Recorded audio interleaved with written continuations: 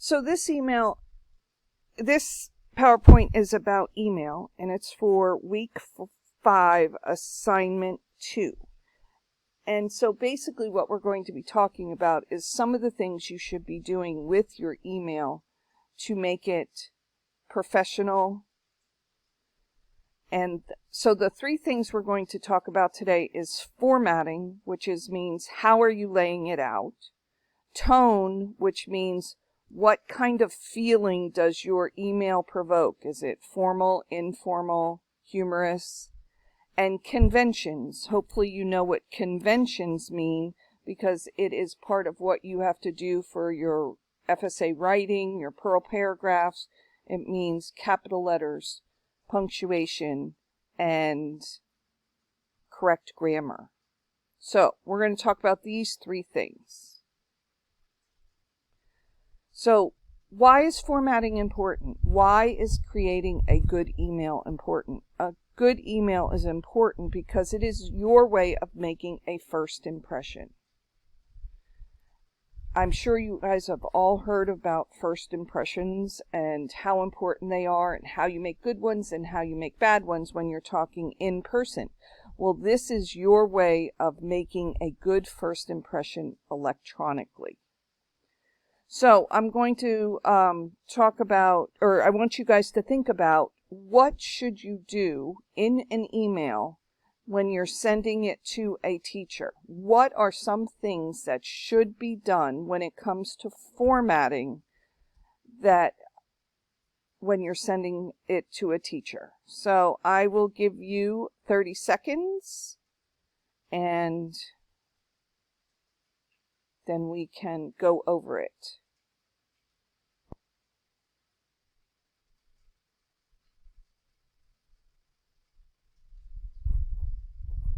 Ten seconds.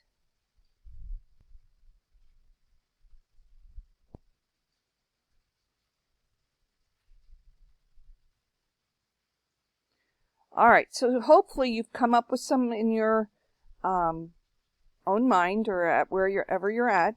But in class we would have a big, huge discussion. But some of the things that should be in an email that you send to a teacher, and eventually when you send to a superior when you are older and working, is your full name. I get so many emails with first names. I got a whole bunch of emails in last week's assignment from Gmail, and you guys didn't even use your name. You used your favorite character and such. Please make sure that you use your full name. You should have a subject. There is a line there for a reason. The reason is because we can tell, is it about a question? Is it turning in an assignment? What is it about? I should be able to tell what an email is about, even before I open it, from the subject line. It should be polite and professional. It shouldn't be funny. It shouldn't be too informal. It shouldn't be really formal. But you should use formal language, just like when you write for FSA. So formatting always includes these 5 things. Please remember these 5 things, because it will go along with this week's assignment. It should have a subject, a salutation. A salutation is, how do you greet somebody? Hey there, dear Mrs. Gerald. What's up? Those are all salutations. They're not all correct salutations, but they're all salutations. The body of it is exactly what you're talking about, and the body should always be concise. It should be to the point. You shouldn't talk around the bush. Email is to read it, get the gist of it, and move on. A closing, you should thank them for listening, for responding, for doing something like that. You should have a closing and a signature. It should say, from John Smith, period 6. It makes it so much easier for everybody involved. So those are the 5 things. So we're going to go over those. But the subject, like I said, it needs to be direct and clear. You should know what the email is about just by reading the subject line. This is what it says, subject right here. Okay? Remember we talked about to and carbon copy and blind carbon copy. Then there's the fourth line, subject. This should be specific to what the email is about. And then we have salutations. Salutations is how do you greet somebody. Dear Mrs. Smith, hi, hey there, what's up? All of those things, but they're not all correct.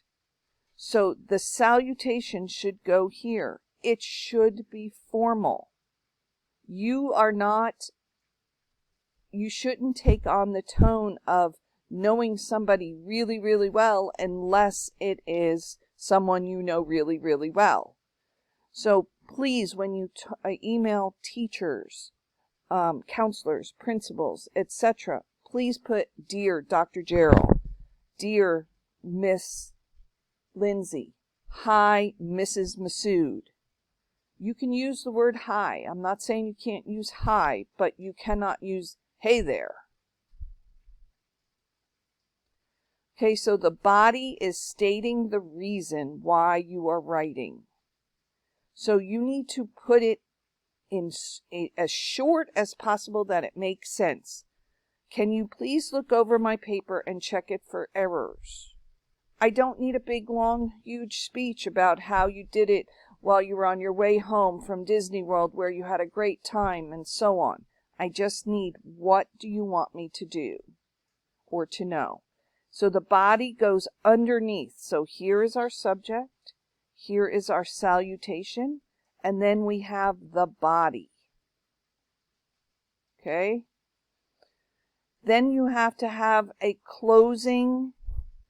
Closings are sincerely, regards, thank you for looking, I look forward to your reply.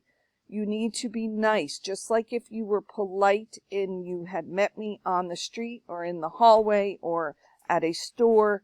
You have to be nice and polite. And then you need to include your name and your contact information. So this should be John Smith, period 5. So this would go here. Here is your closing. I look forward to your reply. And then you have your name, John Smith. Okay? So here is an example. So this says, good afternoon, Mrs. Smith. Is that good? I think so. Is our subject line good? Upcoming absence. I know before I open up this email what this email is about. Then it tells me in short terms what is happening, why it's happening, whatever. I need to know. Then I have a closing. Thank you for your help. Then I have a signature, name and period. This is a very well formatted email that meets the criteria of being proper and professional. So there's the subject line, there's the salutation, the body, the closing, and the signature. Please, from now on, make sure that all emails have these 5 things. Okay, so now we're just going to briefly talk about tone.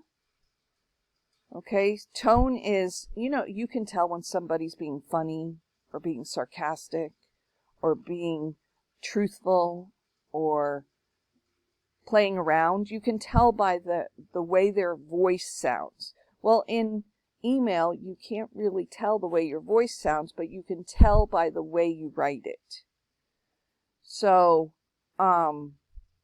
you need to always make sure that it's positive and that you're not putting humor in it. You're not trying to make jokes. You're not trying to be funny. You are just stating the facts. That is the tone you need to take when you are being professional. So don't write with sarcasm or humor. That is not what you should do when you are emailing somebody at school, principal, counselor, teacher. If you're emailing your best friend, then if it's appropriate, you can do it. Conventions is, like I said, proper grammar, capitalization, punctuation. Okay? Do not use text speak. Text speak is just like if you were texting and you use the letter U for the word Y-O-U. When you are in email, you are not texting. Please do not use text speak. Okay? And then you should never ever type in all caps. You guys, you're practicing typing, so hopefully typing is a lot easier. But you should never just put it in all caps. It's like shouting at somebody. You need to be practicing doing your capital letters using the shift key as you are working. And last thing I want to talk about is your digital footprint. Once you hit send, you cannot ask for it back. It is out there. It will be out there forever. Be careful whatever you send. Whatever you say, whatever you send, if what you attach a picture, it is there forever. There is no way to erase it. You can think you erased it because you deleted it on your computer, but it's already out on the internet. It's already at the person you sent it to. It does not delete it everywhere. So please, please, please be careful. So remember, emails never go away. On the positive side, emails are a good record keeper so that you can say, hey, I emailed you at this time. That type of stuff.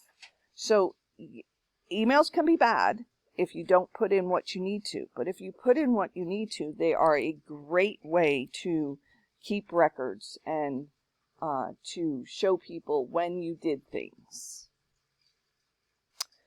And then I will be doing a short video of going over 3 or 4 emails so that you know exactly what to do in assignment 2. So look for that in assignment 2's folder.